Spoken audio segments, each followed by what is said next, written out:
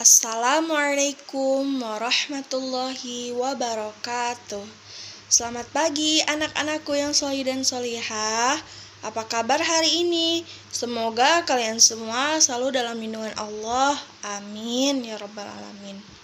Nah, kita akan memulai pelajaran kita dengan membaca doa terlebih dahulu ya. Bismillahirrahmanirrahim. Raditu billahi rabba wa bil islami dina wa bi muhammadin nabiyya wa rasula. Rabbi zidni ilma warzuqni fahma. Amin. Hari ini kita memasuki pelajaran ketiga ya. Pelajaran ketiga yaitu memahami surah Al-Ikhlas. Ya, dipersiapkan ya buku paket kalian. Buka halaman 33. Disimak ya penjelasan dari Bu Suci. Jangan di-skip, oke?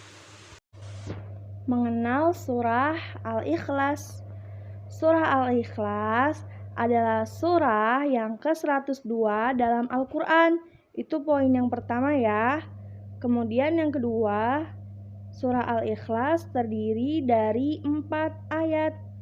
Ya, kemudian poin yang ketiga, surah Al-Ikhlas itu termasuk golongan surah Makkiyah. Ya, kemudian yang keempat, diturunkannya setelah surah An-Nas. Jadi surah Al-Ikhlas itu turunnya setelah surah An-Nas. Kemudian poin yang kelima, surah Al-Ikhlas artinya murni. Iya, jadi artinya murni ya. Perhatikan ya. Kemudian yang keenam, nama lain surah Al-Ikhlas adalah Al-Asas, At-Tafrid, At-Tajrid, Qul huwallahu ahad, At-Tauhid, dan Al-Iman. Ya, jadi itu nama-nama lain surah Al-Ikhlas. Sekarang kita baca bareng-bareng surah Al-Ikhlas ya. Bismillahirrahmanirrahim.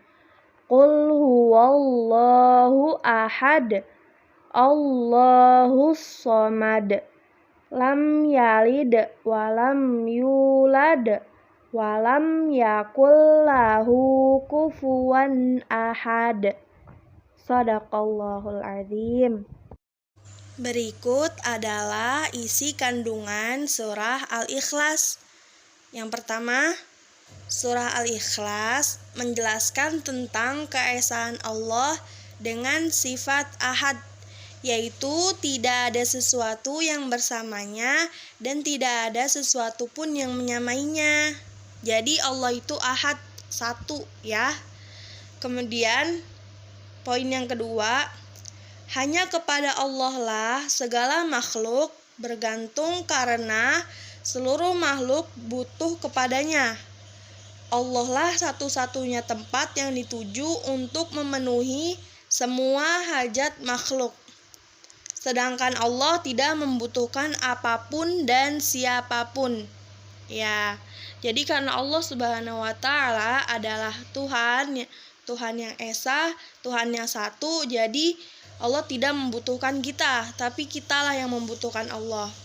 Kemudian yang ketiga, Allah tidak beranak, tidak beristri, dan juga tidak diperanakan ya. Karena Allah satu, jadi Allah tidak beranak, tidak beristri, dan juga tidak diperanakan.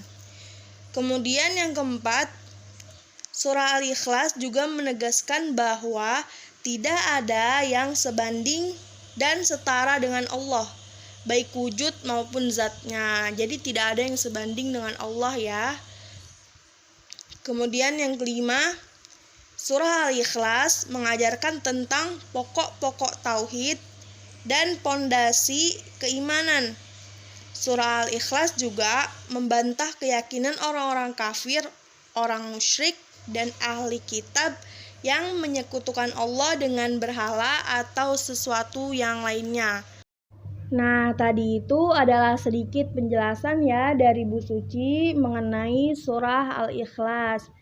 Ini adalah latihan soal untuk kalian. Insya Allah jawabannya ada di buku dan di video yang Bu Suci berikan. Ya, jawab dengan teliti. Kemudian jawabannya difoto dan dikirimkan ke Bu Suci Japri ya. Kirimkannya. Seperti biasa, menulis jawabannya di buku tulis. Untuk yang menulis jawabannya saja juga boleh ya. Alhamdulillahirrabbilalamin. Pelajaran kita telah selesai. Tadi Bu Suci telah menjelaskan sedikit ya. Mudah-mudahan bermanfaat. Kurang lebihnya mohon maaf. Kesalahan datangnya dari Bu Suci dan kebenaran datangnya dari Allah. Wabillahi taufiq wal hidayah. Wassalamualaikum warahmatullahi wabarakatuh.